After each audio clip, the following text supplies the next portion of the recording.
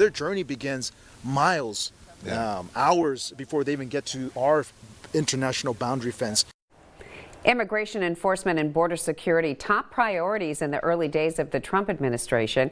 And that's raising a lot of questions here at home, where the Migration Policy Institute estimated an unauthorized population of 132,000 people in Riverside County in 2019. Well, Karen, this is why I wasn't here a couple of days last week, because I traveled to the border to get some answers to some of the questions we've been getting from viewers and find out what's really happening on both sides of the border, the U.S. side and the Mexico side. Uncovering the truth at the border was our goal. We started with U.S. Border Patrol El Centro sector, where agents say they're feeling empowered in their aim to stop the flow of migrants, drugs, weapons, and more.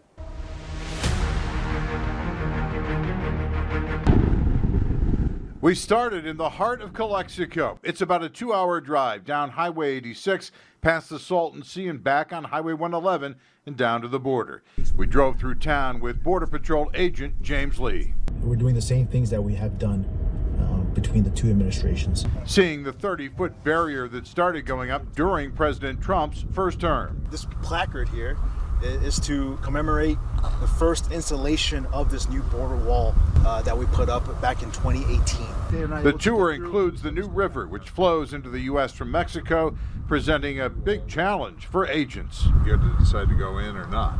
That's one tactic that they used, because this body of water, it is one of the most highly polluted body of waters in the United States.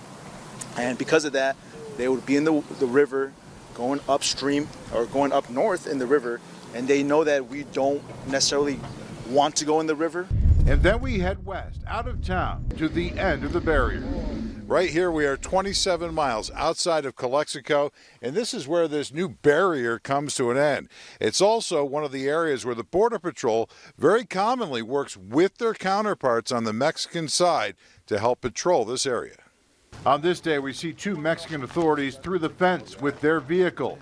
Unfortunately, they weren't there one day last summer when a woman's journey with her daughter came to a heartbreaking end. A lady was abandoned by a smuggler here, and she had a 10-year-old daughter with her, and the lady succumbed to her injuries or to the heat. We don't know, because it happened on the Mexican side. So we were able to respond and rescue the 10-year-old that was abandoned alone here, and she was able to cross over on that side, and we were able to render aid to her and rescue her before she succumbed to her injuries. The photo is blurred to not show the girl's mother, who had passed away. The risks are high for people trying to cross in such conditions. Clothing is seen discarded, even purses, by people willing to take the chance. I sat down with El Centro Sector Chief Patrol Agent Gregory Bavino. Has anything changed in the way you're doing business between January 19th and now?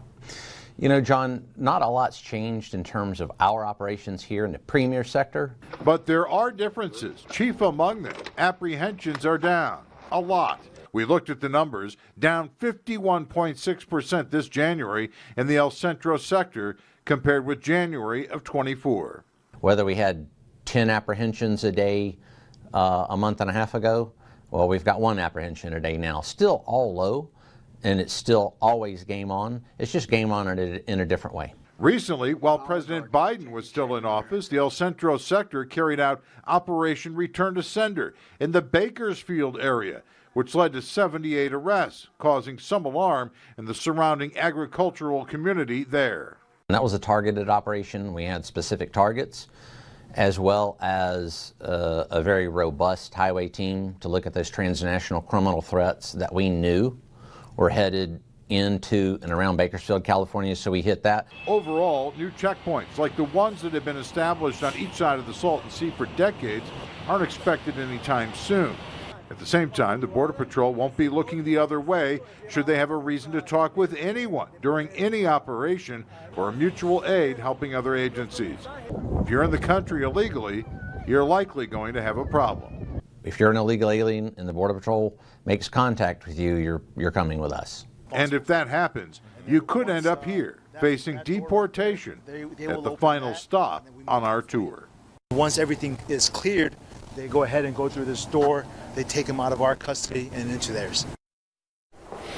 And so that's where we're going to pick up this story next Thursday night. We're going to continue our series uncovering the truth at the border with a look at what's happening on the other side of that door.